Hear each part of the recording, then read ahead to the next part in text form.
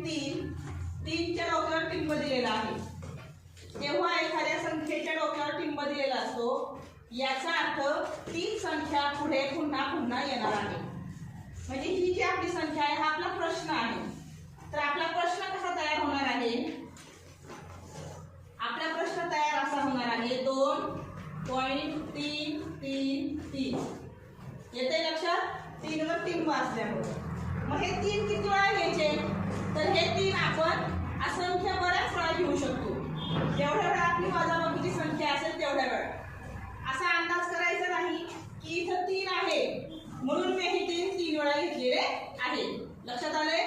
पुढे आहे आपली वजाबाकी 1.2 वजा 1.2.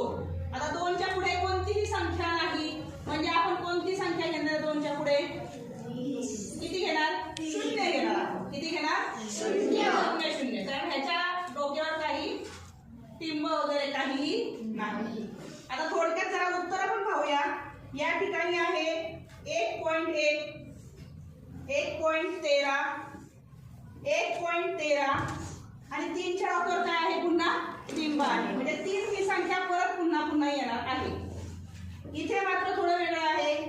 1.13 आणि 13च्या डोक्यावर आडवी रेष आहे. याचा अर्थ काय? उत्तर येताना 13 हा अंक हा गट जो आहे संख्यांचा तो पुन्हा पुन्हा येणार आहे. म्हणजे इथं 13 आहे, याच्यानंतर परत काय येईल? 1 आणि त्याच्यानंतर पुन्हा 3 येणार. आलं का लक्षात? इथे 13 आहे ना, पुढे परत 13 येणार आहे. म्हणजे हा गट गट गट येत जाणार आहे.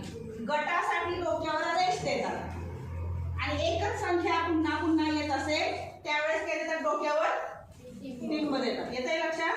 वजाबाकी करूया आपण. पहा 3 मधून 0 गेले 3 मधून 0 गेले 3 मधून 2 गेले